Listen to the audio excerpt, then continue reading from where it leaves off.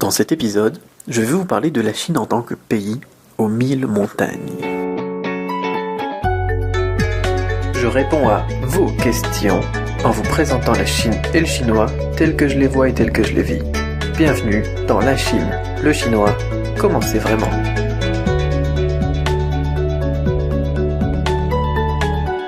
Bonjour, c'est Cédric Beau, auteur de la méthode Cramp, et bienvenue dans l'épisode 84 de la Chine, le chinois, comment c'est vraiment, hashtag LCCCV. Alors, merci pour toutes vos questions, là j'en reçois beaucoup, d'ailleurs beaucoup plus, presque 5 ou 6 fois la quantité que je peux faire en épisode, c'est-à-dire que là je fais à peu près un épisode par jour, et je reçois à peu près 5, 6, 7 questions par jour, donc merci pour toutes vos questions. J'ai envie de vous dire que je vais répondre quasiment à toutes les questions. Par contre, si ça prend un petit peu de temps, vous étonnez pas. Hein. Alors, question d'aujourd'hui qui me dit, en fait, qui n'est pas vraiment une question, c'est un petit message qu'on m'a laissé qui me dit, pour moi, la Chine, c'est les montagnes. Alors je vous dis ça, je suis revenu en plus à Guiyang. Là, je suis sur mon balcon, sur un espèce de siège là, en forme d'œuf, là, le truc qui balance là. Comme on met normalement dans les jardins, sauf que moi je l'ai mis sur mon balcon à l'intérieur, mais c'est juste génial parce que là il commence à faire noir, mais j'ai vu sur les montagnes aux alentours donc de l'appartement. Et effectivement, pour moi la Chine c'est aussi les montagnes, c'est ces fameuses petites montagnes de la région d'où je suis, le Guizhou. C'est aussi les bosses, les espèces de montagnes en forme de bosses, hein, comme des bosses de dromadaire, des bosses de chameau. Là c'est la même forme mais en montagne dans le Yunnan. C'est aussi pour moi les montagnes, les premières fois où j'ai vu vraiment une grande surface de montagne en Chine, c'était quand j'étais sur la grande muraille à Badaling. Et effectivement, ça a coupé le souffle, ce genre de paysage. C'est aussi pour moi Avatar. Vous avez vu le film Avatar et les fameuses montagnes qu'il y a donc dans le film. Donc ça, c'est tout simplement en Chine aussi. C'est à Zhangjiajie. C'est tout simplement magnifique. Pour moi, la Chine aussi... C'est aussi des montagnes, pourquoi ? Parce que c'est aussi l'Everest, voilà, c'est tout. C'est des petites collines, c'est des montagnes de forme bizarre, c'est des montagnes magnifiques. Donc, j'ai envie de dire, voilà, il y a tout. On a des montagnes à peu près normales, comme donc à Pékin, la grande muraille de Chine. On a des montagnes bizarres, comme donc dans le sud-ouest. On a aussi des montagnes magnifiques, comme à Zhangjiajie. Et on a aussi la plus grande montagne du monde, donc à la frontière entre la Chine et le Népal, dans l'Himalaya, qui s'appelle donc le mont Everest. Alors le nom Everest, c'est les Européens qui l'ont choisi, soi-disant parce qu'il n'y avait pas de consensus sur le nom à donner, mais bon... c'est un peu pourri comme nom, le mont Everest, mais bon, maintenant, puisque tout le monde l'appelle comme ça, on va l'appeler comme ça. Donc le mont Everest, hein, on va pas chercher la petite bête. Ça aussi, c'est une montagne magnifique dans une chaîne de montagnes magnifiques. Voilà, pour moi, la Chine aussi, c'est les montagnes.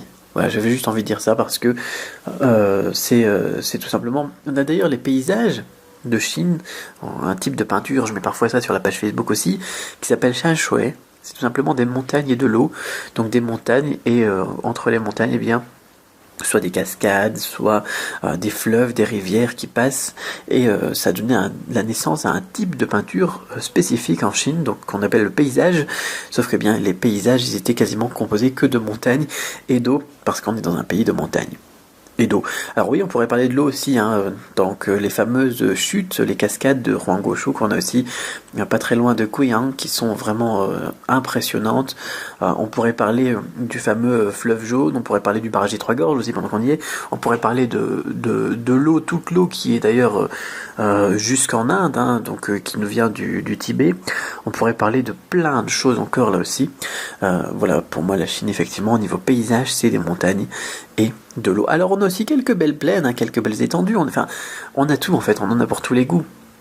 Mais pour moi la Chine telle que je la connais, c'est ça. Bien évidemment, si j'étais dans le nord-ouest, dans le désert du Gobi, je vous dirais peut-être pas ça, mais moi en tout cas, pour moi aussi, la Chine, c'est les montagnes. Voilà, c'était pas une question, c'était tout simplement une affirmation, c'était un petit message qui m'a été laissé comme ça, voilà.